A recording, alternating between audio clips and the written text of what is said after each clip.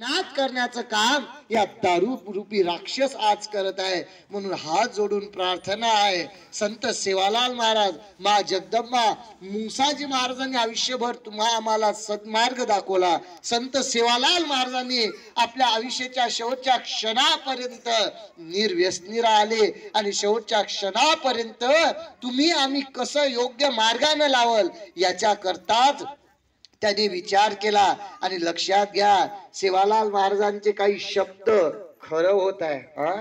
त्यांचे काही शब्द होते, मला पूर्ण आठवणार नाही, पण त्याच्यातला एक शब्द आठवते की 12 कोसावर काय राहील, दिवा राहील. किती कोसावर? 12 कोसावर दिवा. महाराज दिवा कोण पाहला? आज कोरोनात अशी अवस्था झाली होती की 12 कोसावर एक दिवा राहण्याची पाळी आली होती. म्हणून जर असेच व्यसन जर 15-16व्या वर्षापासून जर दारू प्यायला लागले महाराज, तर लग्न तर दूरच राहिलं.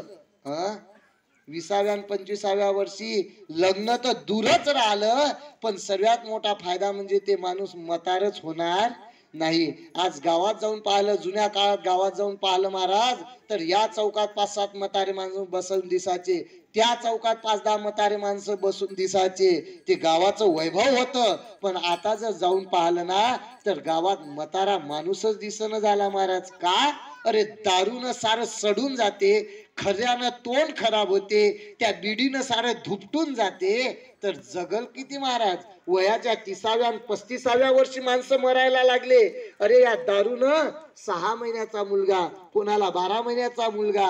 अरे त्या स्त्रीनं आयुष्यभर कोणाच्या भरोश्यावर जगाचं? 6 महिन्याचा मुलगा झाल्यानंतर जर तो मनुष्य दारू पिऊन जर मरण पावत असेल, तर त्या स्त्रीनं आयुष्यभर दुसऱ्याची मूल मजुरी करून किती दिवस जगाचं? त्या मुलाचं शिक्षण करायचं का स्वतःच्या पोटासाठी करायचं? म्हणून हात जोडून प्रार्थना आहे, या दारूनं हजारो संसाराला उद्ध्वस्त केले. आणि लक्षात घ्या, जर आज जर आपण जे दारू, बिडी, तंबाखू, सिगारेट नाही सोडली, तर उद्या ते आपला नाश केल्याशिवाय राहणार नाही महाराज. म्हणून आपण या सर्व व्यसनातून व्यसन मुक्त व्हा. आमचे मोठे बाबा व्यसनमुक्ती सम्राट मधुकर महाराज खोडे, बाबांना आयुष्यभर हा समाज व्यसन मुक्त कसा होईल याचीच रात्रंदिवस चिंता केली. कधी स्वतःच्या शरीराची काळजी केली नाही, कधी स्वतःच्या देहाची काळजी केली नाही, कधी खाण्याची अपेक्षा केली नाही. कशा करता? हे सर्व व्यसनमुक्त झाले पाहिजे याच्या करता. तुम्हाला माहित आहे, आपल्या महाराष्ट्रातला सर्वात मोठा तांडा म्हणजे फुलुमरी येथे आहे. त्या फुलुमरीला जेव्हा भागवत झालं ना महाराज, त्या मंडळींनी महाराजांना जमिनीवर चालू दिलं नाही. पूर्ण गावामध्ये जसं कोट्यावाल्याने केलं होतं तसं त्या गाववाल्यांनी पूर्ण, पण फक्त तसं स्वागत केलं नाही, तर पूर्ण व्यसनमुक्तीचं स्वागत केलं.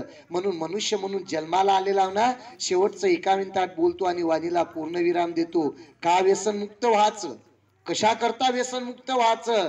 महाराज संत सेवालाल महाराज असो, मुंगसाजी महाराज असो, ते सुद्धा तुमच्या आमच्या सारखे माणूस होते. पण एक रामराव बाप्पू निघून जाते. लक्ष देऊ नये का?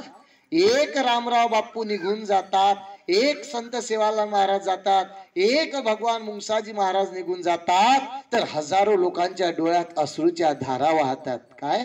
एक रामराव बापू निघून जातात तर हजारो लोकांच्या डोळ्यात अश्रूच्या धारा वाहतात. आणि एक गावातला मनुष्य जर दारू पिणारा मरून पडला, तर शेजारी सुद्धा त्याच्याकडे डोकावून पाहत नाही. अरे एक मनुष्य मरतो तर हजारो लोकांच्या डोळ्यात अश्रूच्या धारा सोडून जातो, आणि एक मनुष्य मरतो तर शेजारी म्हणतो बरं झालं, आतापर्यंत दारू पिऊन निसता आम्हाला त्रास देत होता, आता मेला ते बरं झालं. लक्षात घ्या, एक माणूस मरतो तर लोकांना दुःख होते, आणि एक मरतो तर लोकांना आनंद होतो.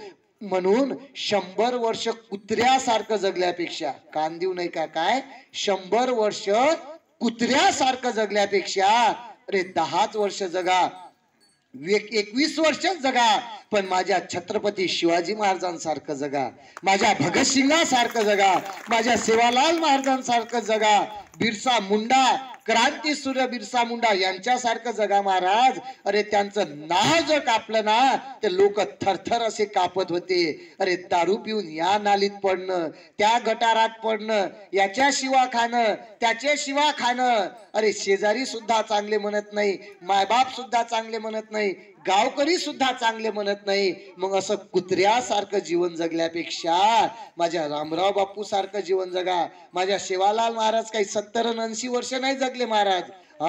तरुण अवस्थेमध्ये सुद्धा त्यांनी मा जगदंबेची उपासना करून भगवंताची प्राप्ती करून घेतली. भगवान मुंगसाजी महाराजांनी सर्वस्वाचा त्याग करून भगवंताची प्राप्ती करून घेतली. भगतसिंग, वीर सावरकर, क्रांती सूर्य बिरसा मुंडा महाराजांनी तरुण अवस्थेमध्ये जगताच्या भारताला स्वतंत्र होण्याकरता स्वतःच्या देहाची पर्वा केली नाही. त्यांनी देशासाठी आपलं आयुष्य संपवलं, देशासाठी आपलं शरीर झिजवलं आणि आपण राहिलं देशाकरता. पण या दारू बिडी तंबाखात जर आपलं तरुण अवस्था जर बर्बाद करत असेल तर लक्षात घ्या उद्याचा काळ आपल्याला कधीही क्षमा करणार नाही. म्हणून हात जोडून प्रार्थना आहे, ते जर तुमच्या आमच्यासाठी त्यांची अपेक्षा काय होती की माझा देश स्वतंत्र झाला ना तर माझ्या देशातले हे सर्व सुखानं आनंदाने राबल, याच्याकरता त्यांनी फाशीची सजा सुद्धा भोगली. मग ते जर तुमच्या आमच्यासाठी जात असल, मग आपल्याला जर त्यांच्याकरता एक दारू सोडता वाटत नसेल, एक तंबाखू सोडा वाटत नसेल तर कुठेतरी मनाला दुःख होईल. अरे त्यांनी देहाचे समर्पण केला, तुम्ही नका प्राण देऊ, तुम्ही नका देह देऊ, पण निदान कमीत कमी त्या देहाला, त्या शरीराला नाश करणारी दारूची शिशी तरी सोडा. कमीत कमी तुम्ही बिडी तरी सोडा, तंबाखू तरी सोडा. ते देशासाठी संपले, तुम्ही नका देशासाठी संपू, पण कमीत कमी दारूसाठी तरी संपू नका, बिडीसाठी तरी संपू नका, चहासाठी तरी संपू नका. म्हणून एवढ्या दोन ही कोट्याचे मंडळी, यांना काही कामधंदे नाही का महाराज? ही सर्व मंडळी आमच्या माता भगिनी काही म्हाताऱ्या आहे, त्यांना चालणं होत नाही, तरी सुद्धा अंतःकरणात त्यांना माहित आहे आपल्या गावातल्या तरुण मुलांनी जसं दारू सोडली तसं वालतूर वाल्यांनी सुद्धा व्यसन मुक्त होऊन आपल्या गावाचं नाव लौकिक केलं पाहिजे. 20 वर्षाच्या अगोदर आमचे मोठे बाबा व्यसनमुक्ती सम्राट मधुकर महाराज आपल्या गावामध्ये आलेले होते. बऱ्याचशा जुन्या मंडळींना माहिती असेल, तेव्हा त्यांनी ग्रामसफाई केली होती आणि त्याच्यानंतर आज आम्हाला सुद्धा आपल्या गावाचा दर्शनाचा योग आला. फक्त तुम्ही आमचे किती पाय धुतले, आमचा किती सत्कार केला, याच्यात आम्हाला आनंद नाही, तर आम्हाला आनंद तेव्हाच होईल जेव्हा तुम्ही आमची झोळी भरून पाठवसाल. म्हणून हात जोडून प्रार्थना आहे, जर तुम्हाला वाटत असेल की जे काही सांगितलं ते योग्य आहे, म्हणून कल करे सो आज कर आणि आज करे सो अब.